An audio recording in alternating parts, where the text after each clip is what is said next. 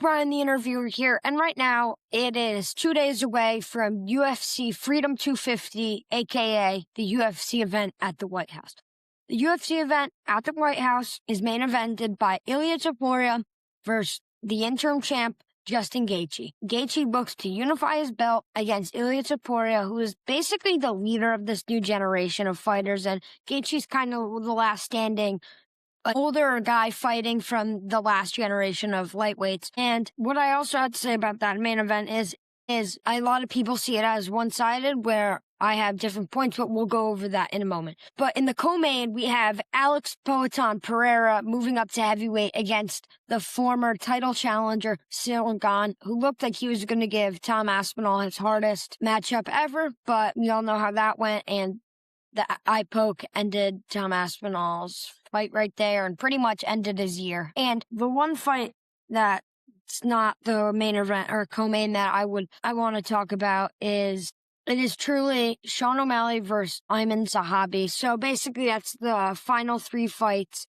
And the reason I want to bring those fights up is O'Malley up is just because of, it's O'Malley, and I want to talk about because Aiemann is older, but let's start with O'Malley. I wanted to talk about this fight because O'Malley is a guy who was basically, people said he was the new Conor McGregor for 3 years maybe straight. Oh, he's the new Conor, he's the new Conor, he's the new Conor.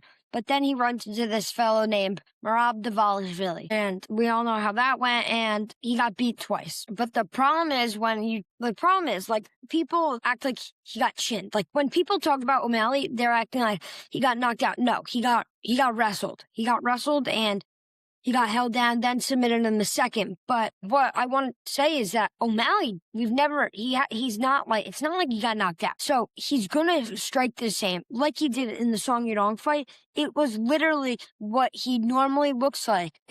I think he's back, and he's not really afraid as much as he was in the Song Yadong fight. In the Song Yadong fight, he wasn't really throwing as much in the first round and a half of that.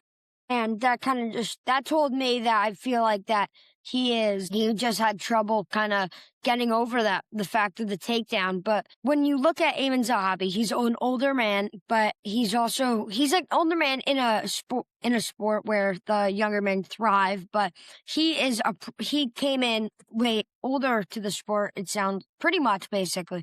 And Zahabi really relies on his toughness.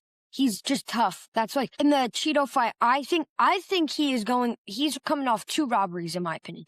In my opinion, he clearly lost the Jose Aldo fight. When I mean clearly, I feel like that could have been unanimous. That should have been unanimous Jose Aldo there. And then we go to when he fought Cheeto in his last fight. I thought Cheeto won. I just think Zahabi, he relies on his toughness, and it's discouraging. But with O'Malley, can he take the hits? That's what I was thinking about it. It's pretty tough to take O'Malley's shots.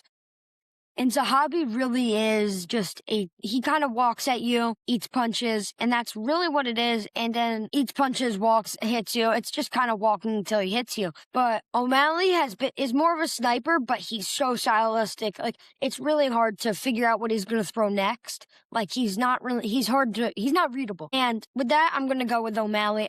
In my opinion, I don't think we see O'Malley with the knockout. I think we see O'Malley with a dominant decision, pretty much like it was the Song Yadong fight, but maybe more dominant. And then in the co-main, I said Alex Pereira versus Gane. This one is probably the hardest pick of the entire card. Out of the 7 fights on the UFC Freedom 250, I don't know if there's a closer fight than this. Alex Pereira is one of the greatest of all time if he wins. I think he's top 5 greatest of all time if he can pull this off. Even though it's for the interim belt, I think it basically means it's the people's undisputed. It's not the company's, it's the people's champ. Whoever wins this is the people's champ. Pereira has his left hook. He hits extremely hard, but can he go multiple rounds? How slow is he? Can he pin Gane down?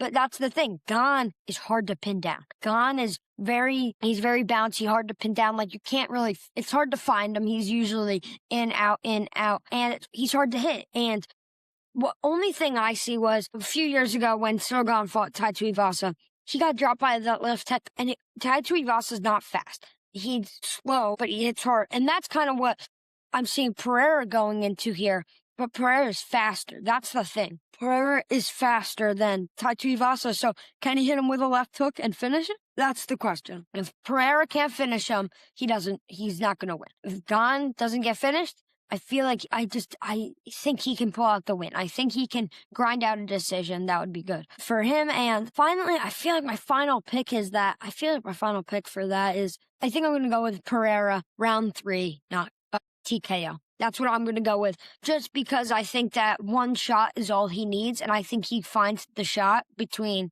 rounds. I think if he finds Gane in rounds 1 and 2, and I think he finally executes in round 3. But the only thing is, Pereira has been very hittable, and I don't think he comes in with a threat of really. I don't think he's thinking there's a threat, but I think Gane might take him down. I think Gane might take him down and grind out a decision like that. That's what I think that might happen. I think that's the worst that'll happen. But now we'll talk about the main event. The main event is one of these huge fights.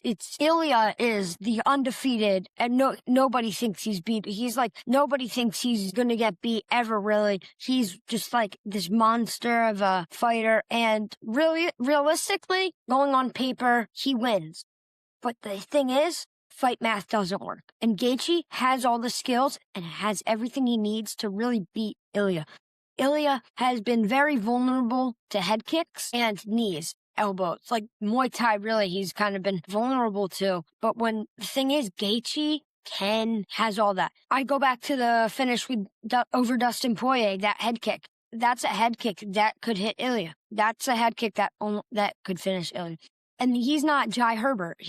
If he gets him on the ground, he's going to finish him. That's what it comes down to. If he drops Ilia, it's over. And Justin really does have that chaotic messiness of a fighter. He's just chaotic, and Ilia's never fought somebody chaotic. So how does he handle the chaos? And in the media, he's so confident, and he acts like he knows what's going to happen. But that's the thing. I feel like if one thing goes wrong, the ship sinks for Ilia. I think that's where Justin Gaethje is going to come in. And if he wins, that's a Rocky story. He is plus 500 here, and nobody really thinks he's going to win, even though he has everything he needs to win. And I don't think nerves are going to be a problem. He's fought on the biggest stage so many times.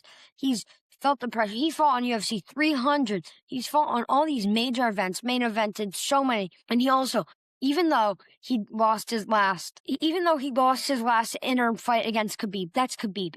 Ilia's not Khabib, and that's what it comes down to. And also, Ilia, I just think he's vulnerable when it comes. I think that he's on stilts that I think it's like a chair. I think if it's missing one leg, it's going to fall. And I think that Ilia, if not everything lines up perfectly, it's over for him. And that's where I think Justin comes in. But that is Brian the Interviewer's UFC Freedom 250 picks, and I